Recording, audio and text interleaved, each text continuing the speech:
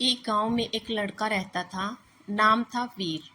उम्र लगभग 25 साल, लंबा कद, सांवला रंग, मेहनती और दिल का बेहद साफ था। उसके पिता किसान थे और माँ घर संभालती थी।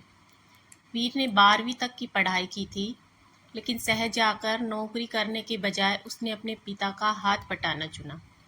वो नौकरी के लिए गांव से बाहर जाकर अपने माता पिता से अलग नहीं रहना चाहता था। लेकिन उसे क्या पता था कि किस्मत उसके लिए एक और सपना लेकर बैठी है। गांव के दूसरे छोर पर रहती थी राधा। उसकी बड़ी बड़ी आंखें, मासूम मुस्कान और शांत स्वभाव उसे सबसे अलग बनाते थे। वह हर रोज सुबह अपनी सहेलियों के साथ कुएं से पानी भरने जाती और घर लौटकर अपनी माँ का हाथ बटाती। एक दिन वीर अपने बैलों के साथ खेत की ओर जा रहा था।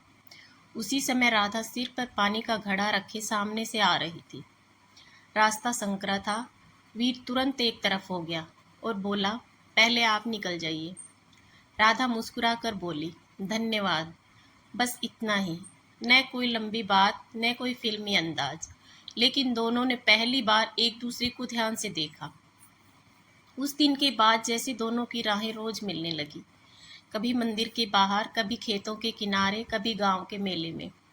वीर दूर से ही राधा को देख लेता और उसके चेहरे पर अनजानी सी मुस्कान आ जाती।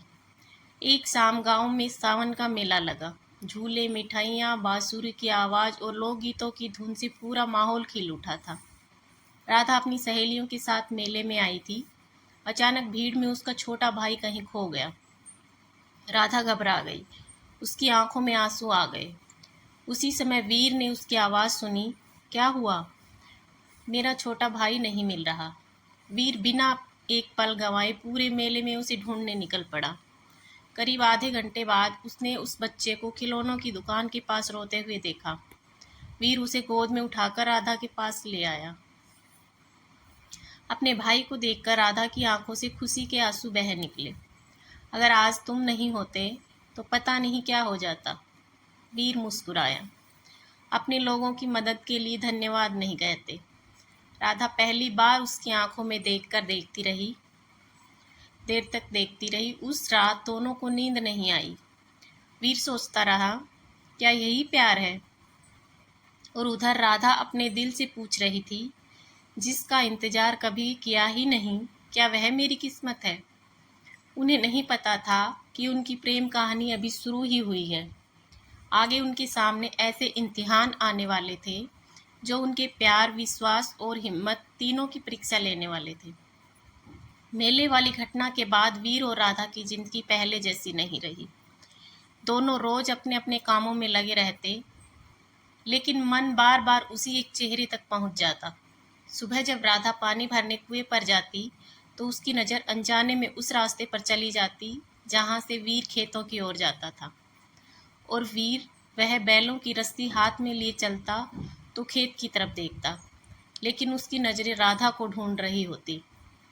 एक दिन वीर की माँ ने मुस्कुराते हुए पूछा, क्या बात है बेटा, आजकल बिना वजह मुस्कुराते रहते हो? वीर थोड़ा सकपका गया। कुछ नहीं माँ, बस मौसम अच्छा लग रहा है। माँ ने हंसते हुए कहा, मौसम नहीं, किसी का असर लग रहा है। वीर चुप हो गया। उधर राधा की सहेली चंपा भी सब समझ चुकी थी। सच सच बता, वो वीर अच्छा लगता है ना? राधा ने शर्म से सर झुका लिया। पता नहीं, लेकिन जब वो सामने आता है तो दिल बहुत तेज धड़कने लगता है। चंपा खिलखिलाकर हंस पड़ी। इसे ही प्यार कहते हैं पगली। कुछ दिन बाद गांव में तेज बारिश हुई। राधा खेतों के रास्ते घर लौट रही थी कि अचानक उसका पैर फिसल गया। घड़ा टूट गया और वह कीचड़ में गिर पड़ी। तभी पीछे से वीर दौड़ता हुआ आया। राधा, कहीं चोट तो नहीं लगी? उसने अपना हाथ आगे बढ़ाया। राधा ने बिना कुछ कहे उसका हाथ पकड़ लिया। उस एक पल में जैसे पूरी दुनिया थम गई।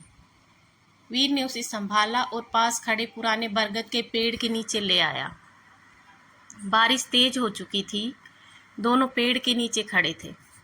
कुछ पल तक सिर्फ बारिश की आवाज़ सुनाई देती रही।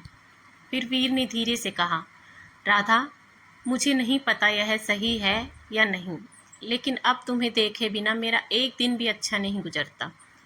राधा की आंखें झुक गई। उसने धीमी आवाज़ में कहा, मेरे साथ भी ऐसा ही है। वीर की धड़कन जैसे रुक गई। सच? राधा ने पहली बार उसकी तरफ देखकर मुस्कुराते हुए कहा। हाँ, शायद मैं भी तुमसे प्यार करने लगी हूँ। वीर की आंखों में खुशी उतर आई। उसने आसमान की ओर देखा, जैसे भगवान का धन्यवाद कह रहा हो। उस दिन दोनों ने बरगद के पेड़ के नीचे एक वादा किया, चाहे कितनी भी मुश्किलें आएं, हम एक दूसरे का साथ कभी नहीं छोड़ेंगे। लेकिन उन्हें क्या पता था कि उनकी बातें कोई और भी सुन रहा था। बरगद से थोड़ी दूर गांव का जमींदार भानु प्रताप खड़ा था। उसकी नज़र राधा पर पहले से थी। उसने मन ही मन कहा, अगर राधा मेरी नहीं हुई तो किसी की भी नहीं होगी। यहीं से उनकी प्रेम कहानी में एक ऐसा मोड़ आने वाला था जो पूरे गांव की किस्मत बदल देगा। बरगद के पेड़ के नीचे हुई उस मुलाकात के बाद वीर और राधा का रिश्ता और गहरा हो गया। अब वे रोज नहीं मिलते थे, लेकिन जब भी मिलते उनकी आंखें घंटों बात कर लेती। एक रात राधा मंदिर में दीपक जलाने गई थी। वीर भी वहीं आया। दोनों ने भगवान के सामने सर झुकाया और बिना कुछ कहे एक दूसरे को देख मुस्कुरा दिए। उन्हें यह एहसास नहीं था कि कोई उन पर नजर रखे हुए है। वह था भानु प्रताप, गांव का सबसे अमीर और घमंडी जमींदार। उसकी बात गांव में कई लोग मानते थे। उसे बचपन से आदत थी कि जो चीज पसंद आ जाए उसे हर हाल में हासिल करे। राधा को देखकर उसने अपने आदमी से कहा, उस लड़की की शादी उसी किसान के बेटे से नहीं होने दूंगा। अगले ही दिन उसने राधा के पिता रामलाल को अपने घर बुलाया। रामलाल, मेरी बात ध्यान से सुनो। मैं चाहता हूँ कि राधा की शादी मेरे भतीजे से हो। सोच समझकर जवाब देना, तुम्हारे परिवार का भला इसी में है। रामलाल समझ गया कि यह सलाह नहीं, दबाव था। वह भारी मन से घर लौटा। रात को उसने राधा से कहा, बेटी, हमने तेरे लिए रिश्ता देख लिया। अगले महीने लड़के वाले आएंगे। लेकिन बाबूजी, मैं रामलाल ने उसकी बात बीच में ही रोक दी। इस बारे में अब कोई चर्चा नहीं होगी। राधा पूरी रात रोती रही। दूसरी ओर अगले दिन गांव में यह बात फैल गई कि राधा की शादी तय हो रही है। जब यह खबर वीर तक पहुंची तो उसके हाथ से हल छूट गया। उसके पिता ने पूछा, क्या हुआ बेटा? वीर ने पहली बार अपने पिता से सच कहा, बाबा, मैं राधा से प्यार करता हूँ। कुछ देर तक सन्नाटा छाया रहा।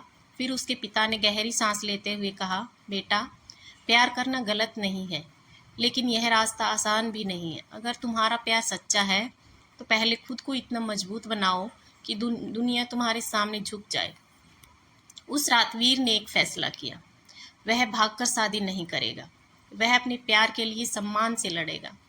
अगली सुबह सूरज निकलने से पहले वह बरगद के पेड़ के नीचे पहुंचा। राधा पहले से वहां खड़ी थी। उसकी आंखें रो रो कर लाल हो चुकी थी। वीर, बाबूजी मेरी शादी कहीं और करना चाहते हैं। वीर ने उसका हाथ थामा और शांत स्वर में कहा, मैं तुम्हें लेकर भागूंगा नहीं। मैं तुम्हारा हाथ तुम्हारे बाबूजी से मांगूंगा। अगर हमारा प्यार सच्चा है तो हमें किसी से छिपना नहीं पड़ेगा। राधा की आंखों में फिर से उम्मीद लौट आई। लेकिन उसी समय दूर खड़ा भानु प्रताप उनकी हर बात सुन रहा था। उसने अपने आदमी से कहा, अब खेल शुरू होगा। ऐसा खेल कि दोनों एक दूसरे से मिलने की भी हिम्मत नहीं करेंगे। वीर और राधा को अभी अंदाजा भी नहीं था कि उनके प्यार की सबसे बड़ी परीक्षा अब शुरू होने वाली है। अगली सुबह पूरा गांव हमेशा की तरह अपने काम में लगा हुआ था। कोई खेतों में हल चला रहा था, कोई पशुओं को चारा डाल रहा था। लेकिन जमींदार भानु प्रताप के मन में कुछ और ही चल रहा था।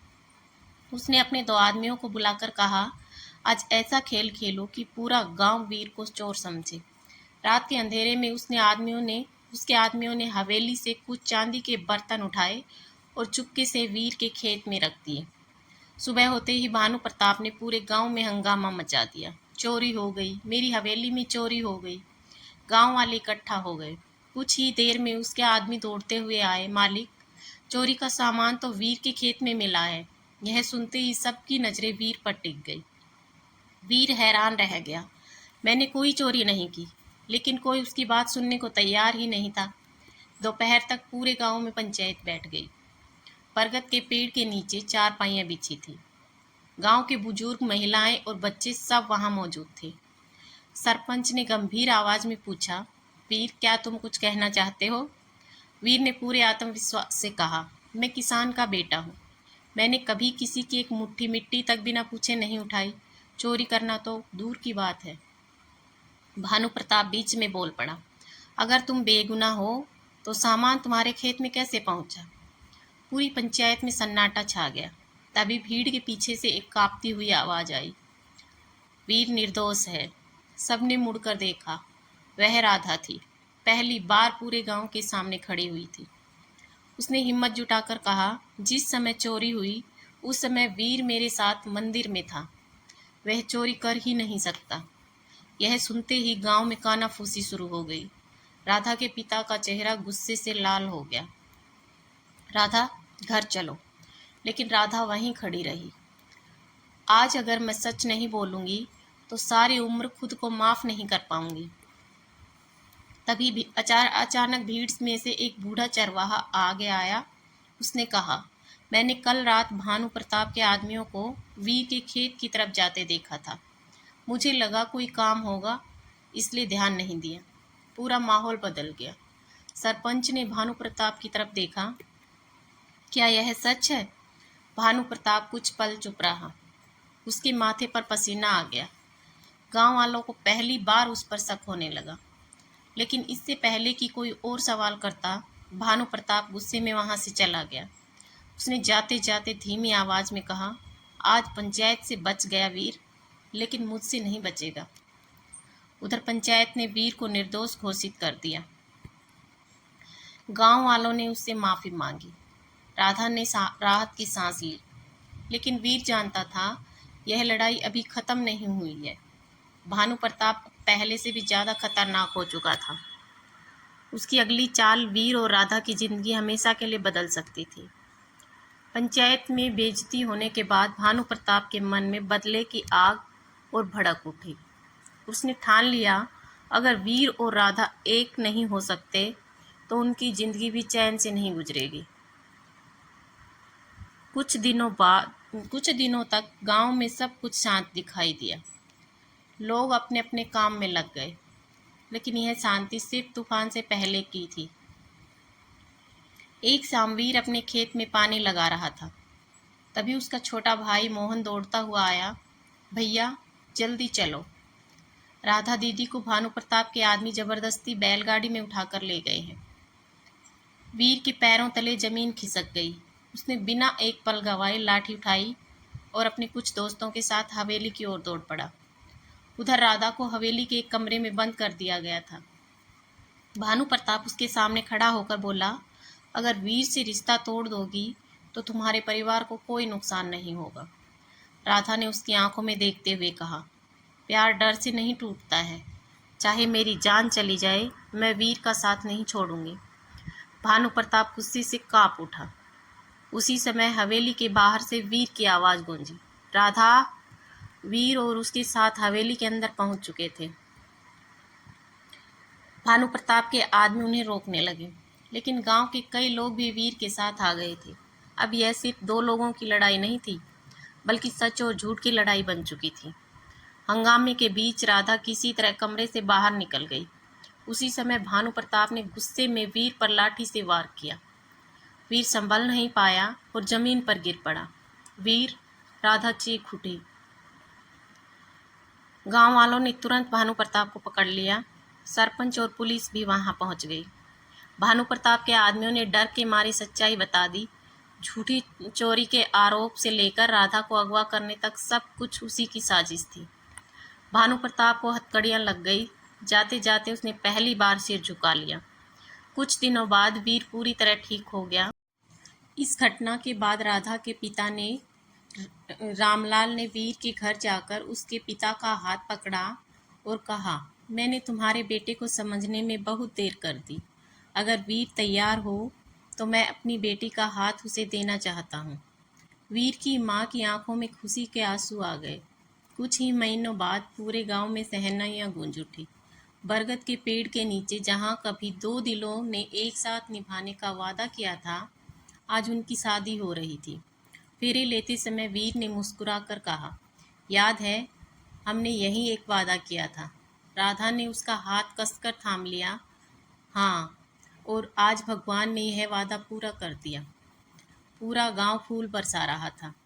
बरगद का पुराना पेड़ हवा में झूम रहा था, मानो वह भी इस प्रेम कहानी का गवाह बनकर मुस्कुरा रहा हो। उस दिन लोगों ने सिर्फ एक शादी ही नहीं देखी थी, बल्कि यह भी देखा कि सच्चा प्यार धैर्य, विश्वास और हिम्मत से हर मुश्किल को जीत सकता।